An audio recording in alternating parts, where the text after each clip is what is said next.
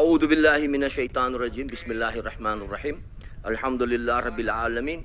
Bismillahi wassalatu wassalamu Allah Rasulillahi. Assalamualaikum warahmatullahi wabarakatuh. Isa pong pagbati ng kapayapaan sa inyong lahat. Unang-una po sa amin pong tagapangulo, Senate Blue Ribbon Committee, Pinunong Minoria Aquilino Coco Pimentel III. Magandang umaga po.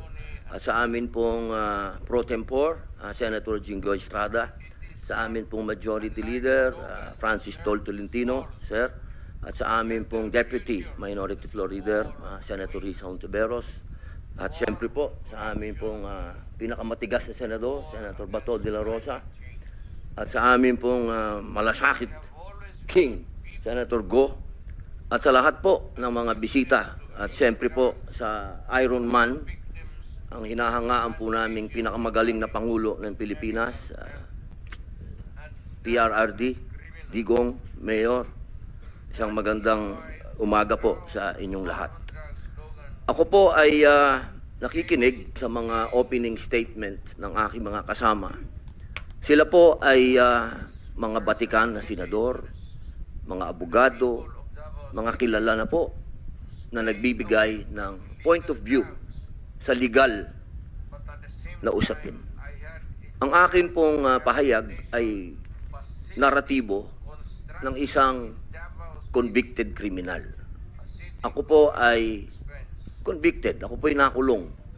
Ako po ay nabuhay kasama ang mga kriminal sa Bilibid. At kilala ko po ang underworld. Siguro po, maaring sa ibang bagay, mas maraming nalalaman ang aking mga kasamang senador, pero pag pinag-usapan po natin ang mga kriminal dito sa bayan natin, ako po ang magsasabi sa inyo, napakadami na pong kriminal sa atin na walang puso, ang mga halang ang kaluluwa. Napag-usapan po natin ang mga biktima ng sinasabing war on drugs, pero hindi po natin napag-usapan ang mga biktima ng mga durugista. Kung paano pinapatay ang kanilang mga anak, pinapatay ang kanilang mga asawa, pinapatay ang kanilang kapitbahay. Kung paano sinira ng droga ang mga buhay ng mga pamilya ng OFW. Kung paano po sa loob mismo ng Bilibid, kung saan po ako nakulong ng 3 taon at ginawa ko pang pelikula ito. Ang pangalan po ng pelikula, maaari niyo pong panoorin, Hari ng Selda. Dito po ay binunyag ko na sa loob mismo ng Bilibid ay nagluluto ng shabu. 1998 po yun. Kung bibilangin po natin yung taon na yun, hanggang sa dumating ang Iron Man, ilang taon po yun.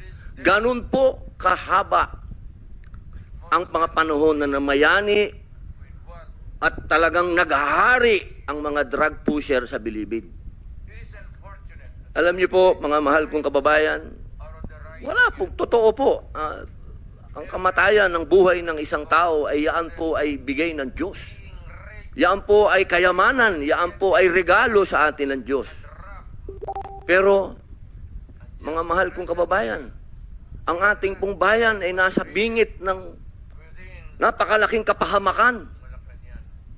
Kung hindi po tatitindig ang ating kapulisan, kung hindi po tatayo ang ating mga law enforcement, tayo po tatalunin ng mga sindikatong nag-ahari na nagluluto na ng mga droga kung saan-saan. Mga mahal kong kababayan, ang datos po ang magsasabi na nung sa panahon ni Pangulong Rodrigo Roa Duterte, masasabi ko na po na natakot ang mga kriminal. Wala pa po siyang ginagawa. Doon lang sa commercial niya na last Christmas yun na to, natakot na ho ang napakaraming kriminal. Natakot na ho ang napakaraming durugista, napakaraming pusher ang nag-surrender. Wala pong nangyayari. Sa salita lang po yun. Mga mahal kong kababayan, kung sisisi natin lahat ang mga namatay dito sa administrasyon ni Rodrigo Roa Duterte, abay nagkakamali po tayo. Alamin po natin kung ano ang drug underworld. Kung ano ang mga drug syndicates. Ako na po ang nagsasabi sa inyo, regular na po ito tuwing magpapalit ang administrasyon, naglilinis ang mga sindikato. Magkakaroon talaga ng maraming mamamatay dahil naglilinis. Para pagpasok ng bagong administrasyon, yung kanilang mga alagang, mga kriminal, mga alagang, mga pusher, mga tapos na. Sana po, sa usapin na ito, maging realistic po tayo, mga mahal kong kababayan. Kung kailan ba natin na ibalik sa mga kababayan natin ang kalsada. Nung panahon na yon, nagiinuman sa tabi, nakahubad, ang mga babae hindi makapaglakad, hindi ka makapaglakad ng may cellphone ka, aagawin ng cellphone mo, loob ng bahay mo, papasukin ka. Mga kababayan naman, huwag naman nating haluan ng politika ito. May mga bagay dito sa mundo na kailangan maging realidad tayo. Buong mundo, problema ang droga. Kung walang tatayo para lumaban dito, paano na ang kinabukasan ng mga anak natin? Paano na ang kinabukasan ng bayan natin? Kaya sana po ang inihiling ko sa lahat dito sa pagdinig nito, iwasan ng politika at tingnan po natin kung saan talaga tayo tutungo ang bayan natin. Mga kababayan, lubog na po tayo sa utang, lubog pa tayo sa tubig, pati ba naman sa ganito, lubog pa rin tayo. Yun lamang po, maraming salamat po.